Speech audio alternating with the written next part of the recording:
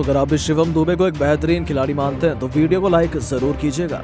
दोस्तों शिवम दुबे और रिंकू सिंह के तूफान में उड़ी अफगानिस्तान।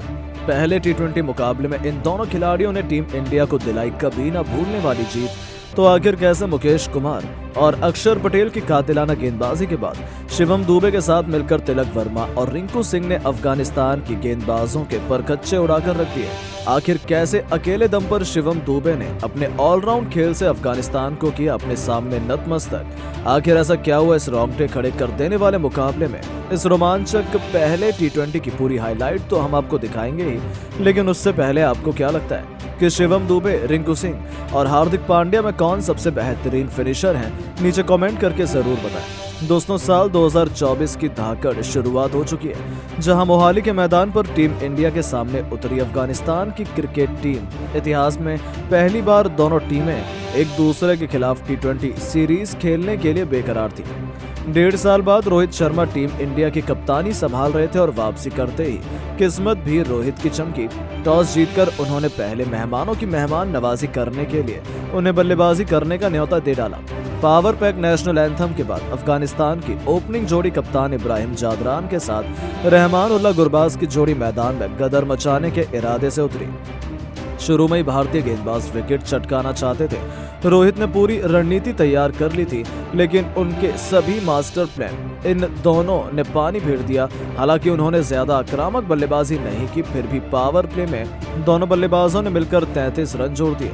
देखते ही देखते दबाव टीम इंडिया पर आना शुरू हो चुका था, क्योंकि ये दोनों आक्रामक अंदाज में नजर आ रहे थे। 8वां ओवर लेकर आए अक्षर पटेल के खिलाफ छक्का लगाकर न केवल अपनी टीम को 50 रनों तक पहुंचाया, बल्कि एक अर्धशतक ओपनिंग पार्टनरशिप को भी अंजाम दिया था। हालांकि फिर अक्षर ने भी ईंट का जवाब पत्थर से दिया और ओवर की आखिरी गेंद पर गुरबाज को स्टंप करवाकर उन्होंने टीम इंडिया को पहले सफलता दिलाई, जहां गुरबाज 28 गेंद पर 2 चौकों और एक छक्के की बदौलत 23 रन बनाकर वापस लौटे। तो दूसरी तरफ 2 गेंद बाद ही शिवम दुबे ने कप्तान इब्राहिम जादरान का शिकार कर अफगानिस्तान को मुसीबत के दलदल में फंसा दिया था, जहां कप्तान इब्राहिम 22 गेंद पर 2 चौके और एक छक्के की बदौलत 25 रन बनाकर वापस लौटे और 50 रनों पर ही अफगानिस्तान ने अपने दोनों ओपनर बल्लेबाजों को खो दिया। तो वहीं करीबी में आटा गीला जब वो वापसी का रास्ता तलाश रहे थे, तभी 10वें ओवर की आखिरी गेंद पर अक्षर पटेल ने रहमत शाह को भी क्लीन बोल्ड कर अफगानिस्तान की कमर तोड़ दी। 10 ओवर में अफगानिस्तान ने 57 रन बनाकर 3 बल्लेबाज गंवाए थे। टीम इंडिया मैच में पूरी तरह से पकड़ बनाए हुई थी। अब मैदान पर मोहम्मद नबी के साथ अजमतुल्लाह उमरजाई की जोड़ी मौजूद थी। ऐसा लगा था कि हम आसानी से अफगानिस्तान को जल्द से जल्द आउट कर देंगे, लेकिन दोस्तों फिर इन दोनों बल्लेबाजों ने ऐसा काउंटर अटैक किया कि पूरा मैच ही पलट कर रख दिया। दोनों खिलाड़ियों ने पहले संभव कर शुरुआत की, तो फिर मोहम्मद नबी ने तो आक्रामक रुख अपनाते हुए एक के बाद एक चौके छक्कों की बरसात करनी शुरू कर दी। सबसे बुरा तो 15 ओवर साबित हुआ, जहां रवि बिश्नोई के खिलाफ 1 छक्का और 2 खतरनाक चौकों की बदौलत इन दोनों खिलाड़ियों ने 15 ओवर में अपनी टीम को 105 रनों तक पहुंचाया और 50 रनों की साझेदारी को भी अंजाम दिया। इन दोनों बल्लेबाजों ने टीम इंडिया की हालत खराब कर दी थी। 17 ओवर में अफगानिस्तान 125 रनों तक पहुंच चुकी थी। तभी 18वां ओवर लेकर आए मुकेश कुमार ने पहली गेंद पर ऐसा करिश्मा दिखाया कि उनकी 145 किलोमीटर की रफ्तार वाली गेंद को पढ़ पाना तो उमरजाई के बस की बात नहीं थी। इससे पहले कि वो बल्ला उठा पाते, गेंद ने उनके विकेट उखाड़ दिए। वो 22 गेंद पर 2 चौके और एक छक्के की बदौलत 29 रन बनाकर वापस लौटे।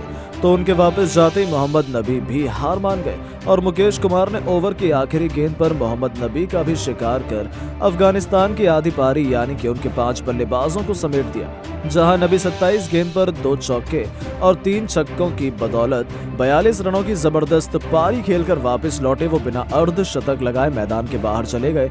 अफगानिस्तान को 5वां झटका 134 रनों के स्कोर पर लग गया। अब नजीब उल्लाह जादरान का साथ देने के लिए करीम जन्नत आए।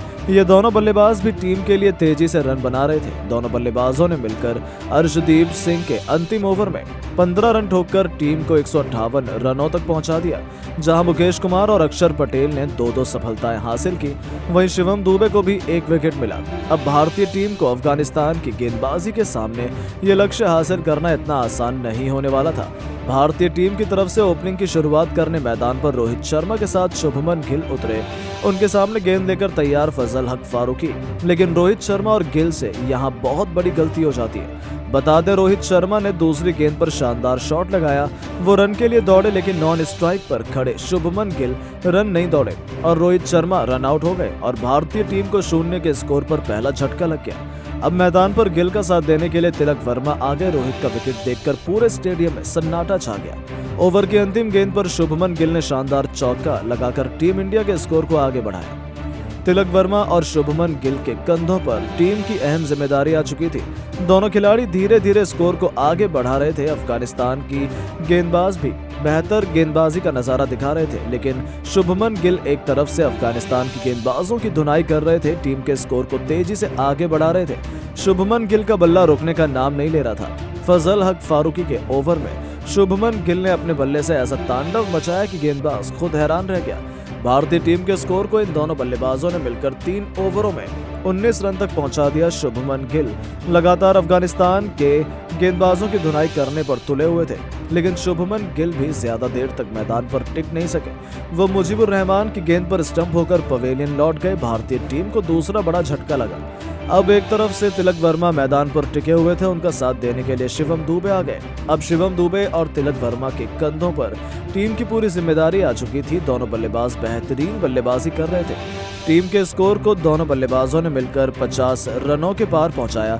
बेहद आक्रामक अंदाज में नजर आ रहे थे, लेकिन टीम के लिए नौवा ओवर फेंकने आए अजमतुल्ला उमरजाई ने अपने ओवर की चौथी गेंद पर तिलक वर्मा को पवेलियन का रास्ता दिखा दिया।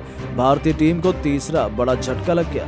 तिलक वर्मा 26 रन बनाकर पवेलियन लौट गए। अब शिवम दुबे का साथ देने के लिए जितेश शर्मा मैदान पर आए। जितेश शर्मा भी बेहद आक्रामक अंदाज में नजर आ रहे थे।